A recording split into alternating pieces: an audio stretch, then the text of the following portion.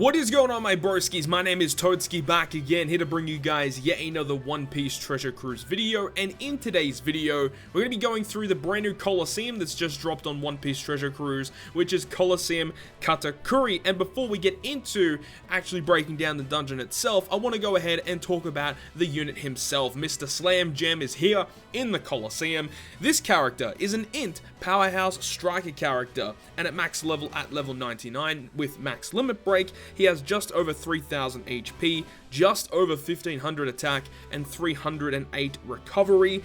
So pretty solid stats across the board there. His captain ability will boost powerhouse and striker characters' attack by 2.75 times and give them int orbs as matching, or int orbs for the striker and powerhouse characters are going to be counted as beneficial, which is a pretty decent captain effect for a free-to-play Colosseum character. And in terms of his special ability, maxes out at 14 turns. It will go ahead and make powerhouse and striker characters type slots have matching slot effects for 2 turns, so that counts strength, dex, quick, psi, and int orbs are all beneficial for those 2 classes for 2 turns.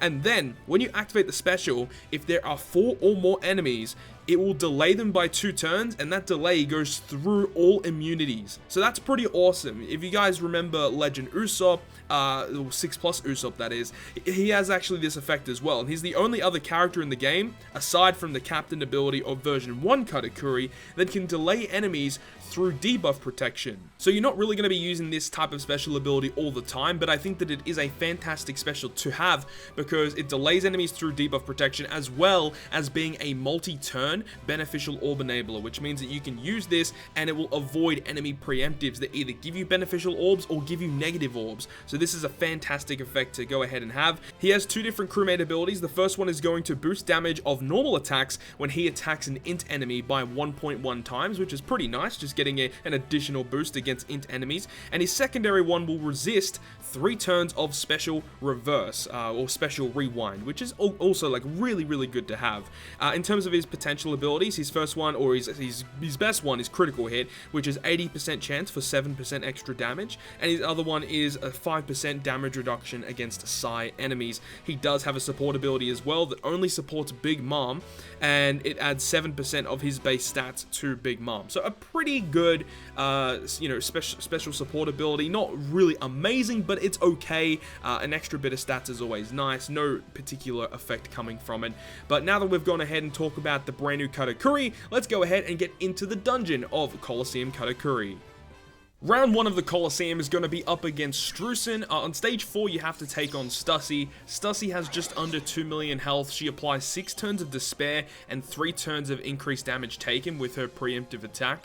And if she's still alive after the 3rd turn, she rewinds all of your character specials by 11 turns. And do not use any sort of orb manipulation here, because she'll change all of your orbs to empty, unless if you have support abilities that can help you manipulate those orbs once again. But it's just better not to use any orb manipulation against Stussy. And then we move on to number 5, stage 5 against Xistens. He has 2.2 million health, and he'll have a preemptive attack of applying 98 turns of recovery at the end of each turn, and that's 500,000 HP recovered each turn. He also has 3 turns of percent damage reduction, so make sure to have a character that can remove the rainbow shield damage reduction. And after the first turn, he's going to give you 5 turns of paralysis, and any damage dealing special will actually make him apply a 1-turn damage immunity shield.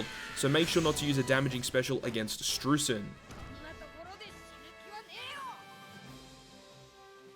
Moving on to round number 2 is going to be up against Flampe. On stage 4, we have Peckham's. Peckham's gives you 3 turns of attack down and 3 turns of a 1.1 times chain lock, and also limits your specials to 2 per turn for the rest of the run. Also, on the 2nd turn, he'll go ahead and inflict 8 turns of despair to your team, and then it will give you a full board of either tandem or block orbs. And then on turn 3, he's going to enrage himself, and do not use any orb manipulation on this stage, otherwise he will give you a full board of bomb orbs and blind you for 3 turns. And then we move on to Flampe on stage 5, and she has 4 million health. She has 99 turns of immunity. She gives you 3 turns of chain coefficient reduction. She'll go ahead and lock your orbs for 3 turns, giving you a full board of psi orbs as well. And also the mob characters who have about 100,000 HP at the front will have a slot barrier. So I would suggest bringing someone that can deal AoE damage through barriers, or bringing someone like the brand new Reiju character in the Germa 6 6 batch,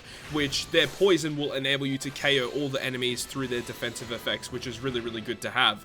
Also, after the first turn, she's going to go ahead and give you 98 turns of poison, dealing 9,000 damage per turn, and do not get her below 20%, otherwise she gives you 5 turns of paralysis. So now that we've done that, let's go ahead and move on to the actual dungeon, which is going to be against Katakuri.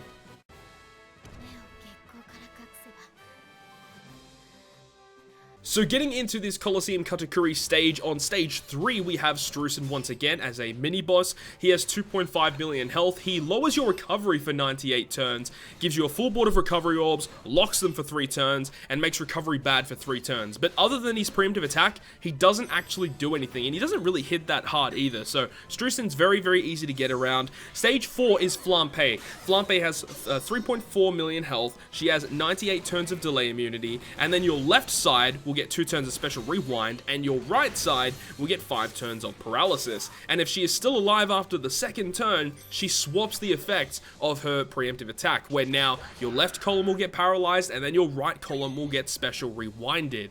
And other than that, she doesn't actually do that much else, unless if she gets below 20%. So that's obvious there, don't get her below 20%. But the mob characters that surround Flampe are also quite annoying. Some of them will go ahead and blind you, some of them will special bind you, and some of them will apply despair. But with sockets and everything, it's pretty easy to get around. They don't really hit that hard, so you don't have to worry too much about those mobs. So you can bring a poisoner or an AoE fixed damage dealer to get around those mobs. And if you thought Flampe was difficult, just wait until we get into round number 3, stage 5, against Katakuri, who has 12 million HP. He's preemptive, he does so many things. He has 99 turns of all poison and toxic immunity, so say goodbye to Magellan.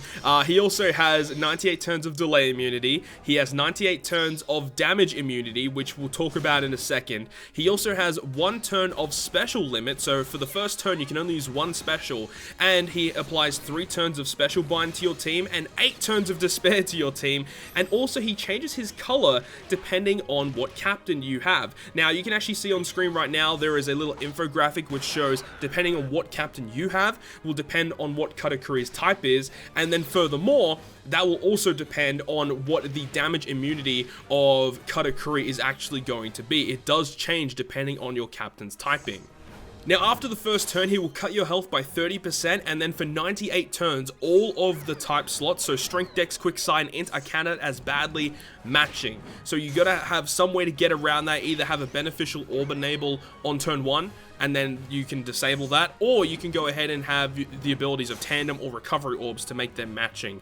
And then after turn 3, he will give you 10 turns of bind to your entire team, and if you use a damaging special, he fully recovers and removes all beneficial effects. This is going to be a very, very difficult dungeon for a lot of people to take on. I would strongly suggest to take on the underground difficulty of this Colosseum. It is far easier to take on, and you don't have to worry about certain effects being activated. Like, I believe in the underground difficulty, I think that the special limit on turn 1 isn't even there, so you don't even have to worry about that first turn of attacks, and you can get rid of all of the debuffs with certain special abilities and not have to worry about the 98 turns of badly matching type orbs. So you guys first just saw the Capone team that I built, which actually takes on the dungeon relatively easily. Then we move on to the V2 Katakuri team, where we actually get to use Invasion Ambush Linlin for the first time, which is very, very exciting. This team I did not create though. A big shout out to Espada on the One Piece Treasure Cruise subreddit Discord. He posted this team in there, and I decided to give it a shot, and it worked really well. So shout out to him for that. This team actually is pretty solid, of course, but it does rely on having both Legend Garp and also having Legend Katakuri V2, and also you have the World Journey Sanji there as well, who gives us an orb boost, which is very, very nice to have. Also, something I want to note with this specific team is that Ambush Linlin has a support character attached to her, which is the rare recruit Flampe. That means that when Linlin uses her special ability, it will go ahead and reduce the defense of the enemy, which is very important for the rare recruit Cavendish's special, who is a conditional booster against enemies with defense down. So I just wanted to point that out there, because this team will not work if you do not have Flampe as a support character attached to Ambush Linlin. So as I said, yes, this is the V2 Katakuri team, and it does work relatively effectively, I would say. And then the final team I have for you guys in this video today is none other than the Germa 66 version 2 team, which obviously was created to take on this Colosseum. It was literally built for it, and they can get around every single debuff relatively effectively.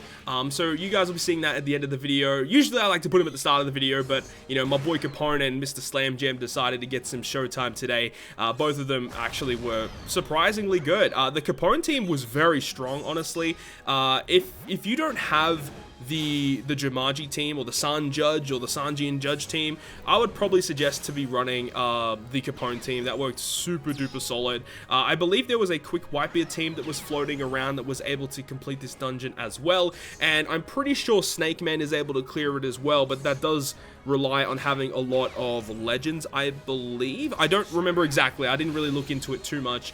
Usually with these Colosseums, I like to try and go ahead and build teams of myself, and you know, without having to rely on other avenues to create teams. But, you know, there are a lot of other teams that are able to clear this, but this is a really challenging Colosseum, and as I said at the start of the video, I would probably suggest a lot of you guys out there to just farm the underground difficulty of COLISEUM KATAKURI, and I would suggest farming him up. He is going to be useful in the next treasure map against Smoothie and Oven, and just in other pieces of content. Specifically, if you have Legend Cat Dog, the dual Dogstorm and Cat Viper, I feel like Legend Katakuri, or not Legend, COLISEUM KATAKURI is actually going to be really good for those Legend characters. So I'd probably suggest picking him up just for that. Additionally, COLISEUM KATAKURI works perfectly with the Quick Whitebeard as well, and that was one of the things that Quick Whitebeard really struggled with, was trying to get matching orbs, and this character basically gets rid of all of those problems, because typically when you're running the Whitebeard team, in most cases you might be running the Zunisha ship, which already enables you to get the recovery and tandem orbs as beneficial, and then with COLISEUM KATAKURI, all your type orbs will be beneficial, so it works very well with Quick Whitebeard. But that is going to conclude this video, guys.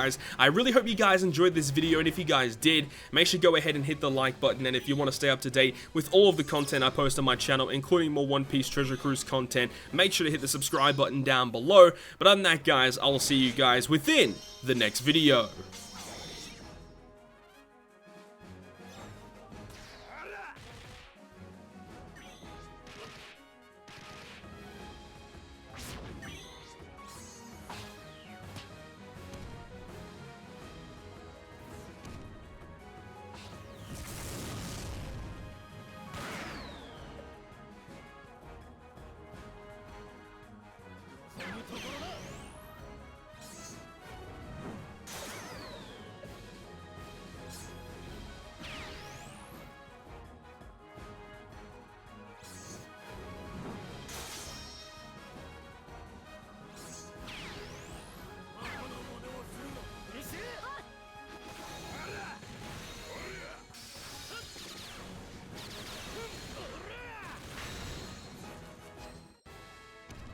そこ内に仮など作らない。